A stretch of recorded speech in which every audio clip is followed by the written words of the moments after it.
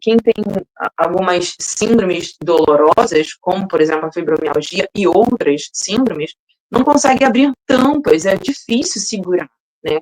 Quem tem ehlers-Danlos de um nível muito acentuado, as articulações dos dedos ficam muito debilitadas. Então, ter uma garrafa que tem uma abertura assim, ó, fácil, que é só com um cliquezinho, facilita muito a vida de pessoas que têm algumas debilidades. Então, esse produto, ele pode ser mais ergonômico para algumas pessoas que têm essa necessidade. Então, trabalhar com ergonomia não é só, né, de produtos, não é só de botar rampa, não é só de botar barra de acesso, mas também entender e identificar que aquele ambiente, ele não é propício para aquela pessoa com aquela necessidade. Entendem?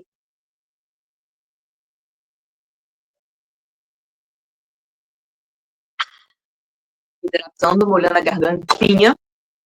Então, a ergonomia vai muito além daquilo que é vendido por aí. Como eu costumo dizer, não adianta ter uma rampa de acesso, se a rampa de acesso, o cadeirante não consegue subir a rampa. E que acesso é essa rampa de acesso? Zero. Né, senhor Thiago? O senhor Thiago passou por algumas, eu acho que ainda passa, né? Mas eu estava presente, e tinha uma rampa de acesso que era intransponível. Eu não conseguia ajudar a empurrar a cadeira. Você tá entendendo? O Thiago, ele é cadeirante e eu não conseguia. Nem ele fazendo, nem com a minha ajuda. Foi assim, foi muito bizarro. E teve que ter dois homens, para ajudar a empurrar a cadeira para o Thiago conseguir subir, porque a rampa de acesso não era acessível. E aí a gente vem falando sobre a questão da ergonomia. E aí, eu tô falando muito e aí, gente, eu tô com muito fibrofob, mas é o que temos. É o que temos e trabalhamos com o que temos. Falando sobre não é só dor, né, e falando sobre dores crônicas, a fibromialgia, ela potencializa outras coisas. Eu tô com dor aqui, tá, gente? Isso aqui não é para fazer sarna. A fibromialgia potencializa outras coisas e outras coisas potencializa a fibromialgia. Olha que querida. Ela é muito querida. Ela abraça todo mundo. Só que isso não ajuda a gente, entendeu? Ela é muito querida, ela é muito acolhedora. Ela não, sabe a pessoa que nem a Yoko, né? Ela dá abrigo a todos os bichinhos e gatinhos e cachorrinhos. Depois dá uma olhadinha no canal lá da Yoko, que ela tem um trabalho lindo de ajuda aos bichinhos, né? A fibromialgia tipo a Yoko, ela não pode ver uma doença, uma patologia que ela fala, oh, vem cá! A fibromialgia é uma desgraçada. Então, assim, só de a fibromialgia, a pessoa com fibromialgia, ela ter já tendência a ter outras síndromes agregadas, ela não pode ser trazida com a expressão só, né? Eu vou dar um exemplo muito esdrúxulo aqui. As meninas do grupo de fisioterapia para fibromialgia sabem dos meus exemplos esdrúxulos, né? É só um arranha-céuzinho. Você não pode colocar um diminutivo numa coisa que é gigante, um arranha-céuzinho. Você não pode botar numa coisa diminuta, né? Do mesmo jeito que você não deve colocar um aumentativo numa coisa que é minúscula, né? Ai, esqueci o nome do bichinho. Ai, que ele é tão fofinho, só que ele é microscópico. Não é, eu tô com giardia na cabeça. Giardia é verme, gente. Não é giardia, deixa eu botar o óculos aqui, que provavelmente vocês devem estar escrevendo aqui. É um bichinho bonitinho, fofinho, gordinho, assim, microscópico. Eu tô tentando lembrar o nome. Já tem o formulário fixado aqui, Ti. Já tem o formulário fixado. Ah, não, eu desafixei para botar a chave Pix. Perdão. Por isso que tá ali.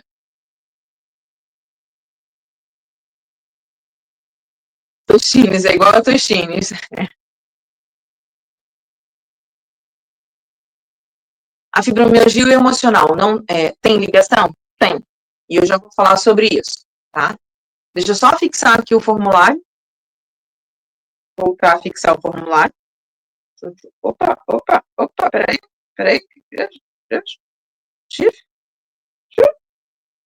Pronto, tá aqui o formulário fixado. Voltando a falar, né, sobre o diminutivo, não dá para a gente colocar um diminutivo num algo que é muito complexo, do mesmo jeito que a gente não pode ser reducionista, né, não só com a síndrome, mas também com os tipos de manejo. Entenda que a fibromialgia, ela é uma síndrome crônica que não tem cura, mas existe uma forma de a gente ter um manejo dessa síndrome, né? Algumas pessoas vão sentir de intensidade diferente, de formas diferentes, a mesma síndrome.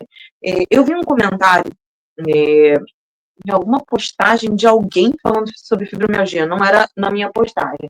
Então, assim, eu vi um comentário de uma pessoa falando assim, mas vocês não podem dizer que uns níveis de fibromialgia.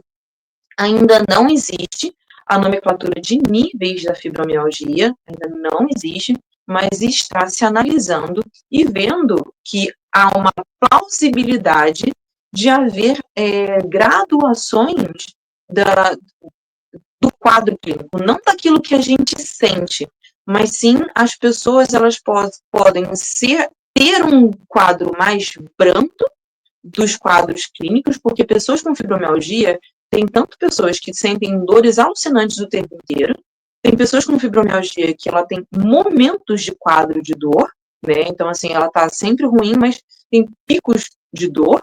E tem pessoas que não tem esse momento ruim constante, ela só tem em alguns momentos especificamente. Ah, Gleice, mas isso não é fibromialgia. É fibromialgia. A questão é que conforme a gente vai buscando mais evidência científica, e aí a gente vem trazendo a live que eu fiz com a Thalita do Café com Ciência aqui, se vocês não viram, é uma live que a gente traz a questão sobre se fibromialgia é genético, depois dá uma olhadinha lá. Então, entender que a fibromialgia ela pode afetar pessoas diferentes, de intensidades diferentes e de formas diferentes.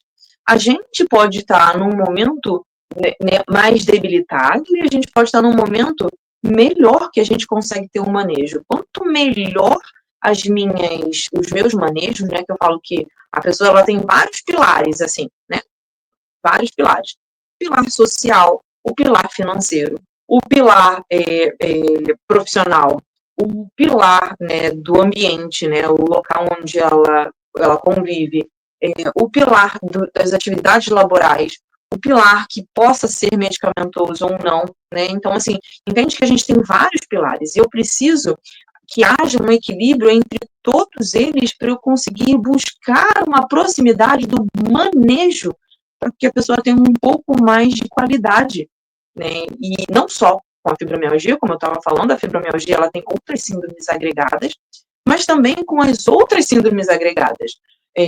Numa live que eu fiz sábado passado, que outra novidade, que provavelmente teremos lives aos sábados.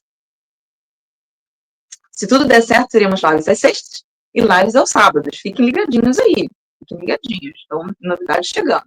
Então, assim, na live que eu fiz sábado passado, que foi com a Jana e com o Vitor, teve relatos e teve momentos de dizer justamente da intensidade. Tem momentos que esse manejo, né, ele consegue me trazer um pouco mais de qualidade, e não era isso que eu ia falar, a fibrofagia atacou, eu lembrei o que era, eu vi falando que ele tem Ehlers-Danlos e outras patologias, além da fibromialgia.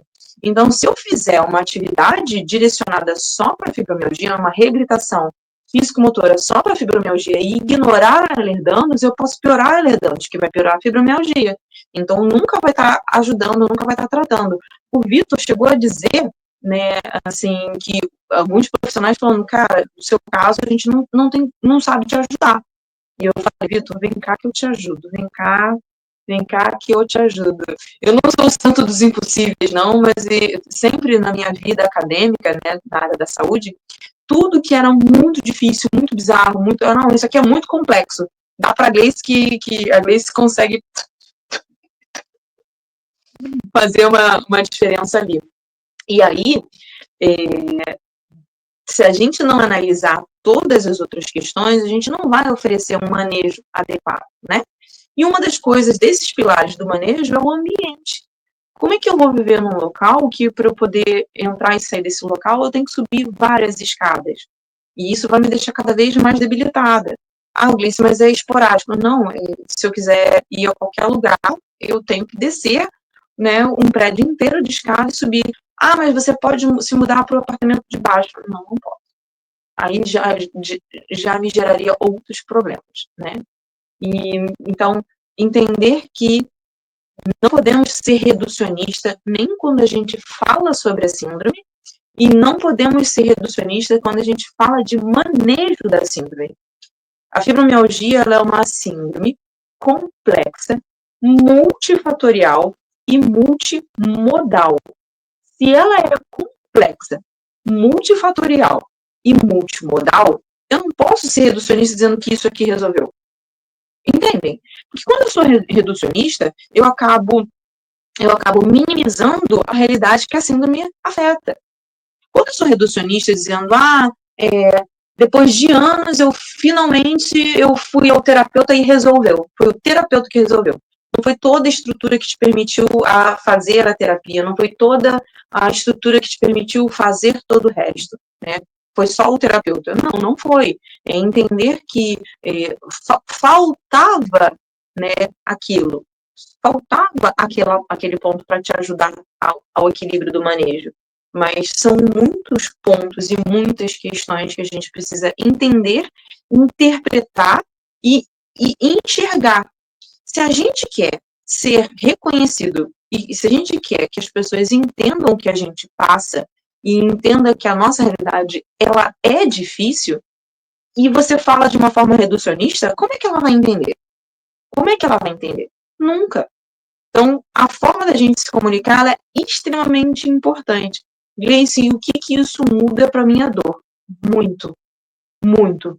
Porque a desvalorização e a desvalidação do que a gente sente é muitas das vezes culpada da falta de informação idônea passada. E conforme a gente passa uma informação idônea, a gente garante que aquela informação vai ser replicada cada vez mais. Então, não seja reducionista, não seja pessoas que simplesmente falam, não é só uma dor, não, eu estou segurando as pontas. Então, assim, não estou segurando as pontas.